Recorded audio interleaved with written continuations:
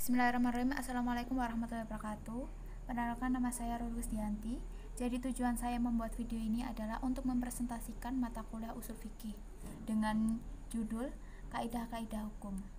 Sebelum saya menjelaskan lebih lanjut, saya akan memperkenalkan kelompok saya terlebih dahulu. Yang pertama, ada Mbak Sarah Ayu Wulandari, dan ada Mbak Salma Wazifah Nukma, dan saya sendiri selaku moderator, yakni Ruri Gusdianti. Jadi yang akan saya bahas dalam video ini adalah yang pertama ada apa yang dimaksud dengan am atau lafal umum. Yang kedua ada apa yang dimaksud dengan al-khas atau lafal khusus. Yang ketiga ada apa yang dimaksud dengan amr atau perintah. Yang keempat apa yang dimaksud dengan nahal atau larangan. Untuk penjelasannya, yang pertama ada am atau lafal umum.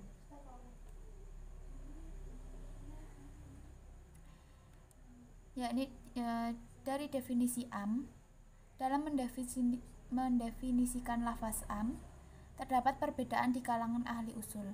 Jika diteliti, dalam perbedaan itu tampak ada titik kesamaan dan perbedaannya hanya dalam rumusan saja karena berbeda dalam sudut pandang. Yang pertama ada menurut Ibnu Subki merumuskan definisi lafaz am yang meliputi pengertian yang patut baginya tanpa pembatasan. Yang kedua ada Abu Hasan Al-Basri yang diikuti beberapa ulama Syafi'i memberikan definisi mirip dengan yang di atas, yakni lafaz yang meliputi semua pengertian yang patut baginya. Yang ketiga ada Imam Al-Ghazali memberikan definisi yang agak berbeda, yakni suatu lafaz yang menunjukkan dari arah yang sama kepada dua hal atau lebih. Yang keempat, rumusan definisi yang hampir sama dengan yang di atas dianjurkan oleh Al-Amidi, yakni suatu lafaz yang menunjukkan dua hal atau lebih secara bersamaan dengan mutlak.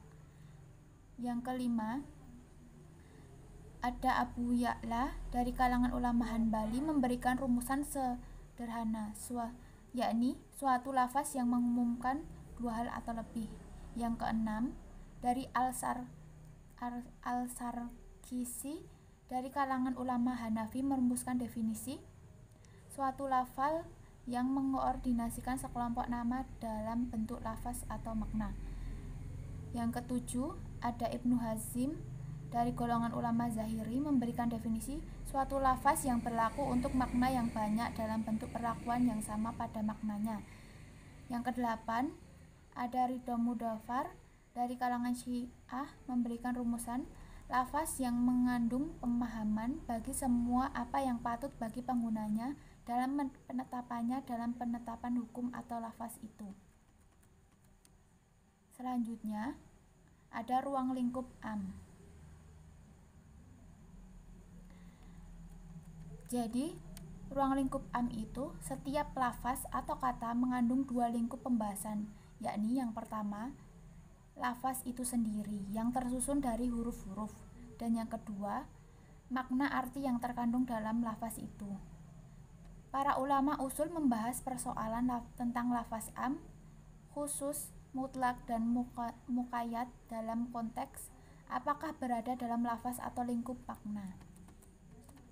Yang pertama, jumhur ulama berpendapat bahwa am itu pada hakikatnya berada dalam lingkup lafaz karena ia menunjukkan pengertian yang terkandung di dalamnya. Kalau kita membahas tentang am, berarti kita berbicara tentang lafaz, bukan tentang makna. Kita dapat mengatakan lafaz ini am dan tidak dapat mengatakan maknanya am. Hal ini berlaku pula pada lafaz khusus, mutlak, dan muqayyad. Yang kedua, sebagian kecil ulama berpendapat bahwa am itu juga menyangkut makna.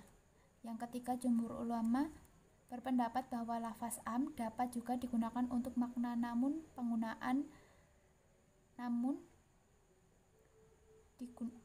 nomor 3, jumhur ulama berpendapat bahwa lafaz am dapat juga digunakan untuk makna, namun penggunaan untuk makna itu hanya secara mujazi, bukan dalam penggunaan sebenarnya. Sebab kalau ia hakikatnya untuk makna tentu akan berlaku untuk setiap makna. Yang keempat, ada Abdul Wahab berpendapat bahwa tidak ada yang dapat dikaitkan kepada am kecuali lafaz. Yang kelima, Ada Asy-Syarqisi dari kalangan ulama Hanafi berpendapat bahwa am tidak dapat digunakan pada makna kecuali bila penggunanya hanya secara mujazi, karena perlu penjelasan untuk itu. Yang keenam, segolongan ulama Irak berpendapat bahwa am itu dapat digunakan untuk perbuatan dan hukum dalam arti mengagungkan ucapannya.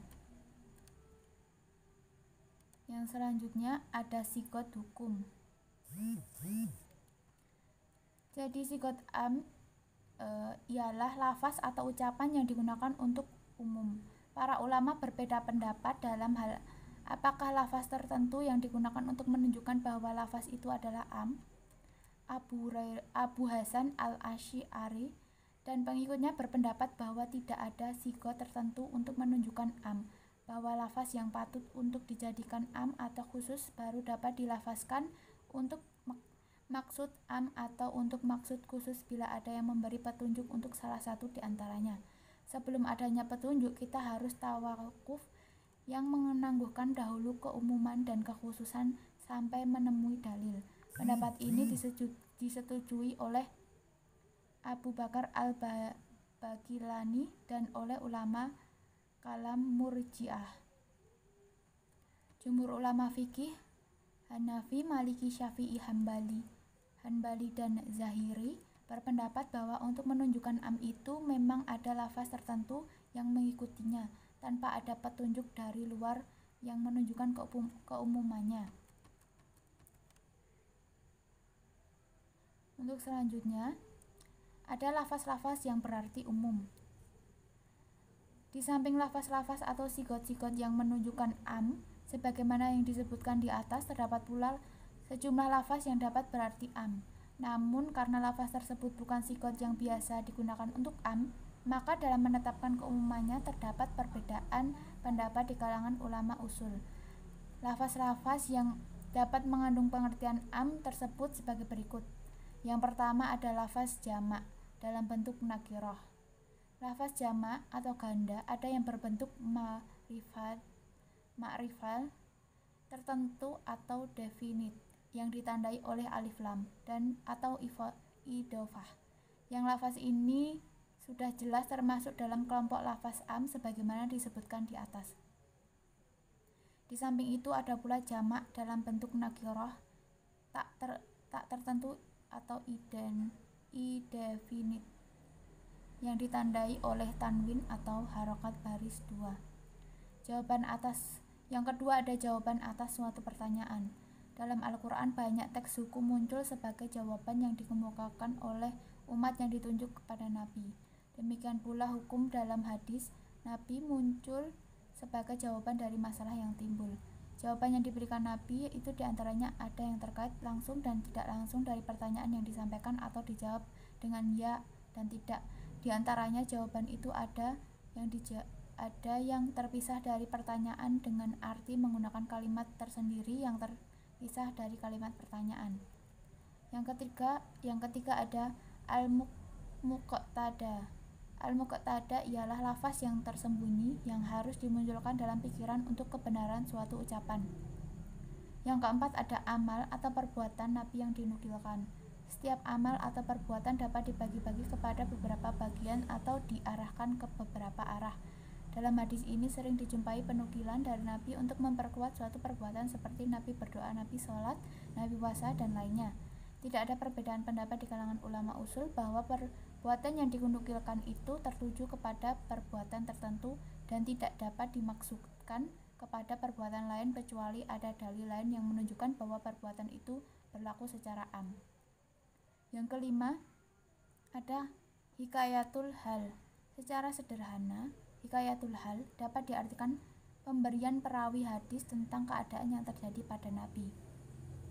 Sering perawi hadis menceritakan sesuatu tentang Nabi yang menyangkut perbuatan yang berdaya hukum. Contohnya ucapan Nabi melarang jual beli gaha. Nabi menetapkan menukar kurma basah dengan kurma kering, atau Nabi menetapkan hak syuf'ah untuk tetangga. Berita itu disampaikan perawi secara umum. Apakah perbuatan yang dilarang Nabi menurut yang dihikayatkan oleh perawi itu menunjukkan am? Yang keenam ada ketidaksamaan dua hal. Beberapa ayat Al-Quran memberikan tidak samanya dua hal tentang sesuatu, umpamanya firman Allah yang pertama pada surah Al-Hasyr ayat ke-30, yang berarti tidaklah sama antara ahli neraka dan ahli surga. Yang kedua ada surah An-Nisa ayat ke-95, tidaklah sama antara orang mukmin yang duduk-duduk saja atau tidak ikut berperang, yang tidak punya halangan atau uzur, dengan orang yang berjihad di jalan Allah dengan harta mereka dan jiwanya. Dalam contoh dua ayat tersebut Allah menjelaskan tidak samanya antara dua pihak. Yang ketujuh ada fi'il muta'adi. Di antara kata kerja ada yang tidak memerlukan objek intransitif seperti kata mandi, dan ada yang memerlukan objek atau transitif bagi yang mempunyai satu objek seperti kata makan maupun yang mempunyai dua objek seperti kata membelikan. Para ulama usul fikih berbeda pendapat apakah kata kerja yang memerlukan satu objek fi'il muta'adi berlaku umum atau tidak dalam hubungan dengan objeknya. Yang kedelapan ada jamak muzakkar. Setiap lafaz atau kata yang berkaitan dengan orang sebagai subjek hukum selalu berhubungan dengan jumlah atau kuantitas dan jenis kelamin atau gender. Yang berkaitan dengan jumlah dapat dikategorikan dengan bentuk atau mufrad satu orang, mutsanal dua orang, jama'i tiga orang atau lebih. Sedangkan yang berkaitan jenis kelamin dikategorikan kepada bentuk muzakkar, laki-laki, dan muannats, perempuan, masing-masing mempunyai bentuk lafaz tertentu dalam bahasa Arab. Yang kesembilan, aktaf atau merangkai lafaz kepada lafaz am. Dalam Al-Quran biasanya ditemukan sebuah lafaz yang dirangkai kepada lafaz lain dengan menggunakan kata sambung, dan atau lafaz am dirangkai pada lafaz am. Hal ini tidak menjadi pembicaraan ulama. Yang ke-10 ada kitab atau titah hukum yang diajukan kepada Nabi. Berlakunya hukum untuk Nabi sesuai dengan titah perintah Allah yang tidak menjadi perbincangan di kalangan ulama. Namun para ulama berbeda pendapat mengenai apakah titah untuk Nabi itu berlaku juga untuk umatnya. Ulama Syafi'iyah berpendapat bahwa titah untuk Nabi itu berlaku umum untuk umatnya. Sedangkan ulama Hanafi dan Hanbali berpendapat bahwa titah untuk Nabi itu berlaku untuk Nabi dikenai titah itu beserta umatnya, kecuali bila ada dalil yang menyatakan lain dari itu. Yang demikian adalah titah Allah yang khusus kepada Nabi, ditinjau dari sudut bahasa. Yang ke-11 ada kitab atau kitab hukum yang ditujukan kepada umat. Dari perbedaan ulama disimpulkan bahwa yang kuat adalah pendapat yang menyatakan bahwa titah yang diajukan kepada seorang berlaku secara umum terhadap yang lain.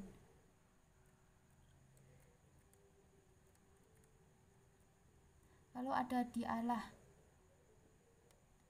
dilalah atau penunjukan atau lafaz umum. Di kalangan ulama usul tidak terdapat perbedaan pendapat mengenai lafaz umum yang ditemukan secara lugawi bahwa di dalamnya tercangkup semua makna.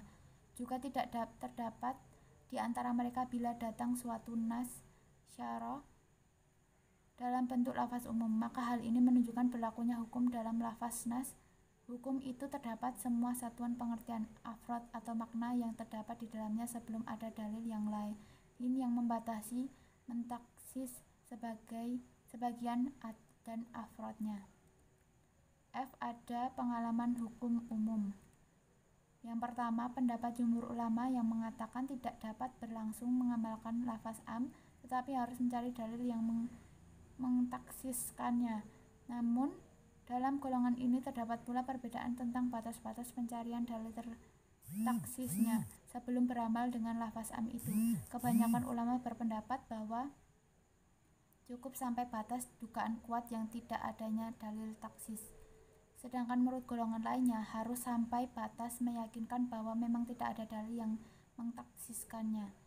Yang kedua, ada pendapat yang mengatakan bahwa harus mengamalkan lafaz am setelah mengalami adanya lafaz tersebut tanpa menunggu adanya penjelasan yang mentaksiskannya. Lalu ada G. Macam-macam lafaz umum. Macam-macam lafaz umum. Lafaz dapat dikelompokkan menjadi 3 macam. Lafaz am dimaksudkan umum adalah lafaz yang dari segi lafaznya adalah am, sedangkan yang dimaksud dengan am itu memang keumumannya. Yang pertama am yang dimaksud dengan am, yang kedua ada am yang maksud dengan khusus, yang ketiga ada am yang dimaksud dengan dikhususkan. Sekian dari saya, selanjutnya saya serahkan kepada Baik, selanjutnya materi mengenai al-khas atau lafal khusus akan disampaikan oleh saya. Definisi al-khas adalah lafal yang diciptakan untuk memberi pengertian satu-satuan yang tertentu.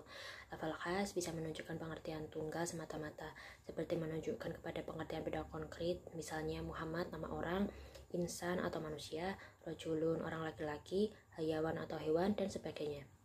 Juga bisa menunjuk kepada pengertian abstrak seperti ilmun atau ilmu, jahlun, bodoh, dan sebagainya. Lafal khas juga bisa menunjuk kepada pengertian tunggal i'tabariyah seperti arbaun 4, mi'atun 100, jam'un seluruhnya, farikun sekelompok, dan sebagainya. Ketentuan lafal khas ada 4. Yang pertama, bila lafal khas lahir dalam bentuk nasyara atau teks hukum, ia menunjukkan artinya yang khas secara hati al-dilalah atau penunjukan yang pasti dan meyakinkan yang secara hakiki ditentukan untuk itu. Yang kedua, bila ada dalil yang menghendaki pemahaman lain dari lafal khas itu kepada arti lain, maka arti khas itu dapat dialihkan kepada apa yang dikehendaki oleh dalil itu. Yang ketiga, bila dalam suatu kasus hukumnya bersifat am dan ditemukan pula hukum yang khusus dalam kasus lain, maka lafal khas itu membatasi pemberlakuan hukum am itu. Maksudnya, lafal khas itu menjelaskan bahwa yang dimaksud dalam lafal am itu hanya sebagian afrodnya saja, yaitu sebagian yang tidak disebutkan dalam lafal khas. Yang keempat, bila ditemukan perbenturan antara dalil khas dengan dalil am, terdapat perbedaan pendapat menurut ulama Hanafiyah. Seandainya kedua dalil itu bersamaan masanya, maka dalil yang khas mentaksiskan yang am, karena tersedianya persyaratan untuk taksis. Bila keduanya tidak bersamaan waktunya di sini, ada dua kemungkinan. Yang pertama, bila lafal am terkemudian datangnya, maka lafaz am itu menasa lafaz khas. Yang kedua, bila lafaz khas yang terkemudian datangnya, maka lafaz khas itu menasa lafaz am dalam sebagian afrodnya. Menurut jumhur ulama, tidak tergambar adanya perbenturan antara dalil am dengan dalil khusus karena keduanya bila datang dalam waktu bersamaan, maka yang khas memberi penjelasan terhadap yang am. Karena yang umum itu adalah dalam bentuk yang lahir tetap, berkemungkinan untuk menerima penjelasan di samping untuk diamalkan menurut keumumannya hingga diketahui adanya dalil khas. Lafaz khas itulah yang menjelaskan lafaz am.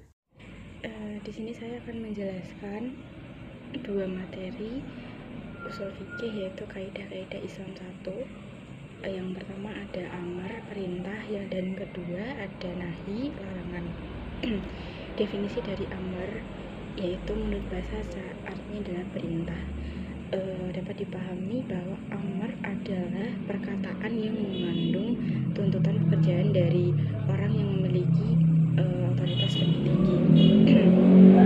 Bentuk-bentuk amar menurut bukunya usul fikih disampaikan sigat atau hukum, kata yang digunakan untuk meminta sesuatu perbuatan agar dikerjakan yaitu dapat berbentuk fi'il amar, fi'il mudhari, isim fi'il amar, masdar pengganti, atau fi'il jumlah kabariyat atau kalimat berita, kata yang mengandung makna suruhan atau perintah, baik itu kata wajib maupun fardu.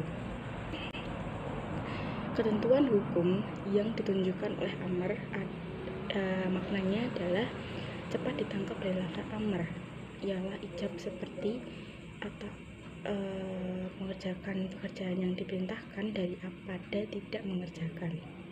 Namun demikian, amar juga digunakan bagi makna yang lain, yaitu nasab atau sunat. Terus yang kedua yaitu materi nahi atau larangan. Definisinya menurut bahasa nahyu ialah larangan atau mencegah. Dan menurut istilah nahi adalah suatu lafal atau ucapan tertentu yang dipergunakan oleh seseorang yang lebih tinggi tingkatannya kepada orang yang lebih rendah tingkatannya, yang menuntut untuk tidak mengerjakan atau menuntut meninggalkan suatu perbuatan. Bentuk-bentuk nahi ada 8. Satu, larangan secara tegas dengan memakai kata naha atau yang seakar yang artinya melarang. Larangan dengan menjelaskan suatu perbuatan diharamkan. Yang ketiga, ada larangan dengan menegaskan bahwa perbuatan itu tidak dihalalkan untuk dilakukan. Yang keempat, ada larangan dalam menggunakan kata kerja mudhari yang disertai huruf lam yang menunjukkan larangan. Yang kelima, ada larangan dengan memakai kata perintah namun bermakna tuntutan yang meninggalkan. Yang keenam, ada larangan dengan cara mengancam pelakunya dengan siksaan pedih. Yang ketujuh, ada larangan dengan mensiasati pelakunya dengan siksaan pedih. Yang ketujuh, ada larangan dengan mensiasati perbuatan itu dengan keburukan. Dan yang terakhir, ada larangan dengan cara meniadakan wujud perbuatan itu sendiri. Lalu selanjutnya masuk ke ketetapan hukum yang ditunjukkan oleh nahi. Itu ada 7 nahi. Yang pertama ada nahi bermakna haram, yang kedua ada nahi bermakna makruh, yang ketiga ada nahi bermakna doa, yang keempat ada nahi bermakna petunjuk, dan yang kelima nahi bermakna menghibur atau ikhtinas, yang keenam ada nahi bermakna angan-angan atau tamani, yang terakhir ada nahi bermakna keputusan atau ta'yiz. Sekian presentasi dari saya, terima kasih.